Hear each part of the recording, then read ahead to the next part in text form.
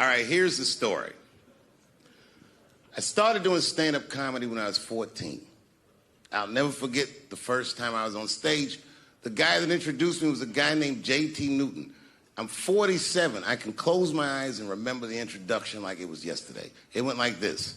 Ladies and gentlemen, this next young man coming to the stage is starting his comedy career tonight. Who knows? We may be witnessing the birth of a star. Please welcome Dave Chappelle.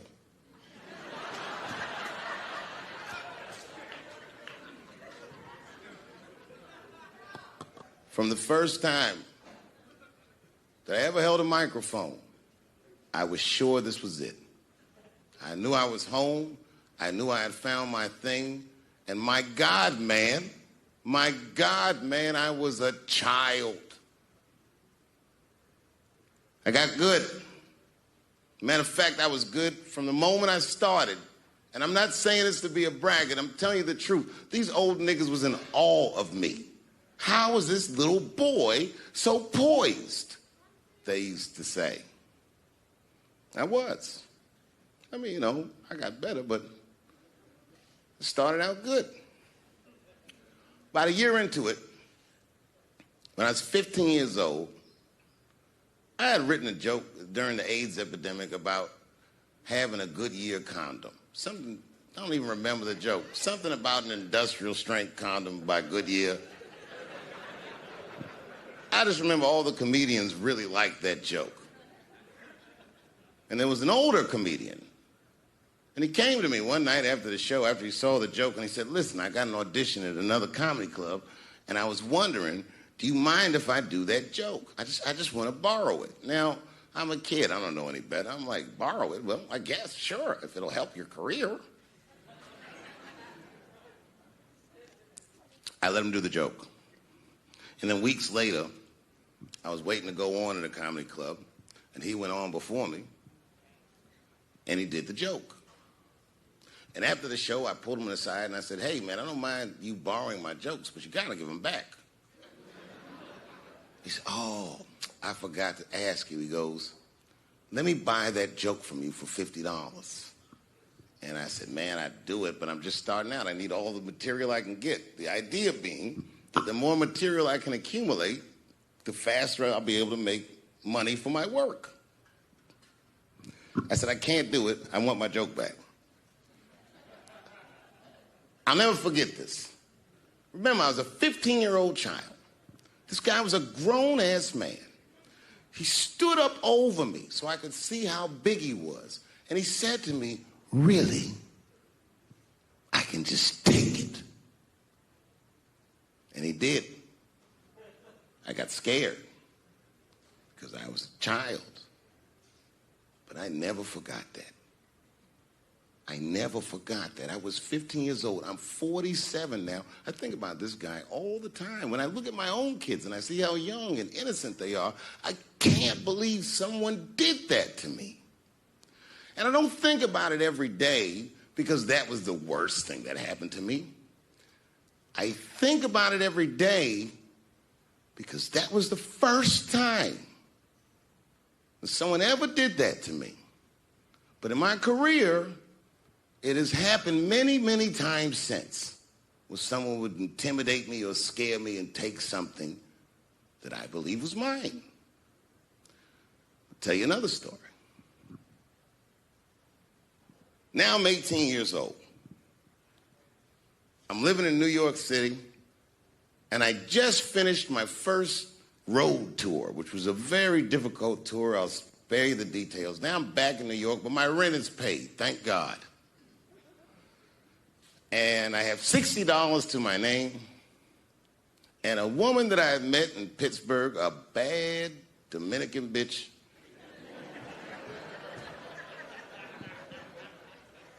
was coming to New York. She was going to spend the weekend with me.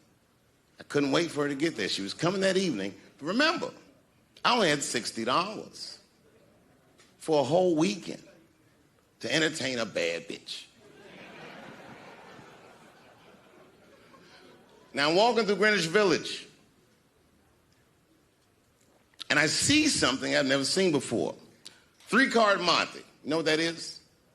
Yeah, the guy had the whole thing. The table was set up, and he had the three cards, and the crowd was hooting and hollering, and he was like, find the red card, find the red card, and people were playing. Sometimes they win, sometimes they lose, but it was really exciting, and I'm standing there watching it, and I noticed while I'm watching them play this game that the red card, the one you're trying to find, had just a little bend on the corner.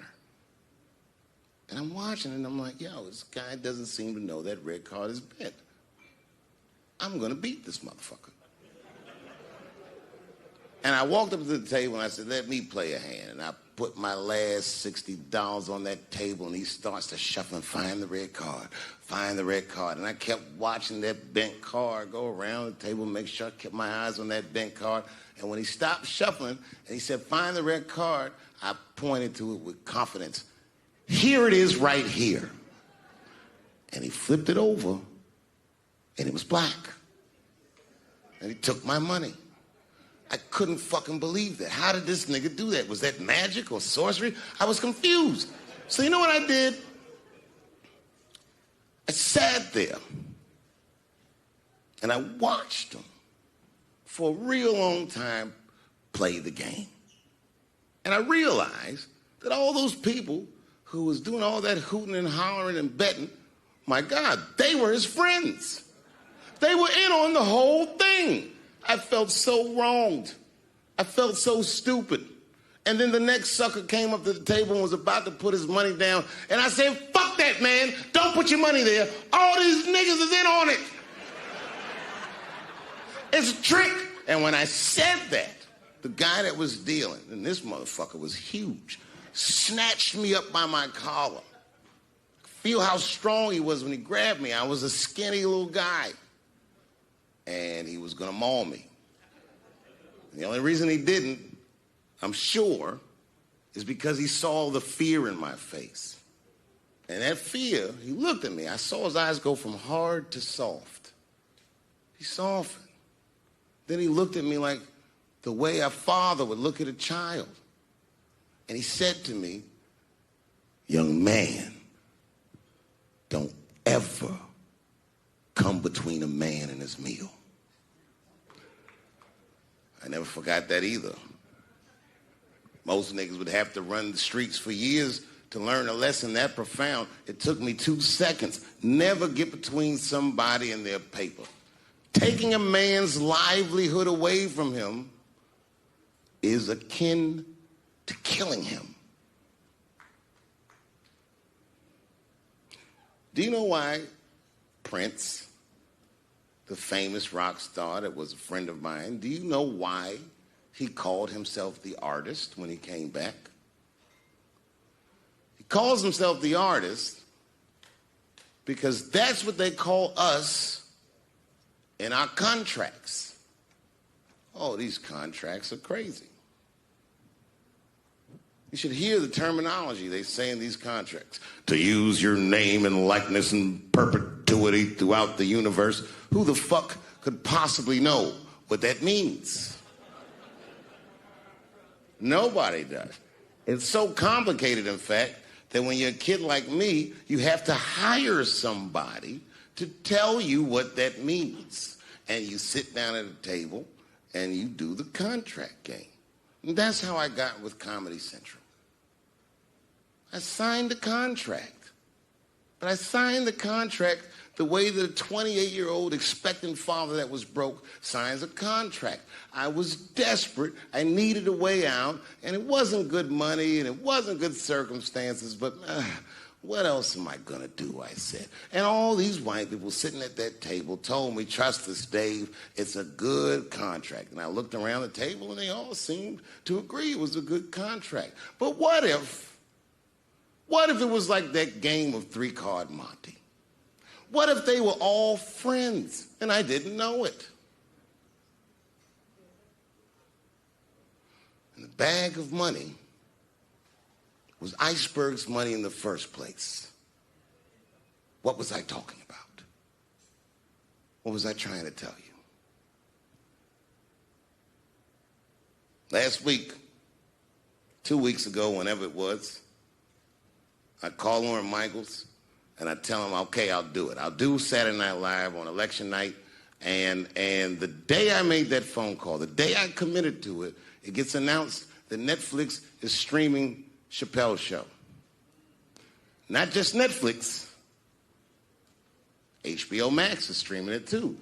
Let me tell you another story about HBO.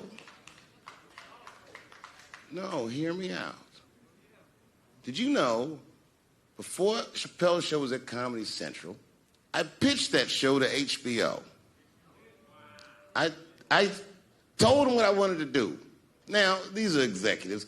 All they have to do is say, yeah, we'll take it, or no, thank you, we won't. But they didn't say either of those things. They went too far. They said, literally, what do we need you for? That's what they told me, as they kicked me out of the office. What do we need you for? And here we are, all these years later, and they're streaming the very show that I was pitching to them. So I'm asking them, what do you need me for?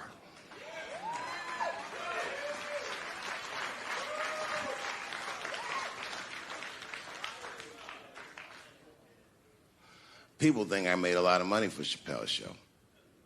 When I left that show, I never got paid. They didn't have to pay me because I signed the contract. But is that right? I found out that these people were streaming my work, and they never had to ask me, or they never had to tell me. Perfectly legal because I signed the contract. But is that right? I didn't think so either. That's why I like working for Netflix. I like working for Netflix because when all those bad things happened to me, that company didn't even exist.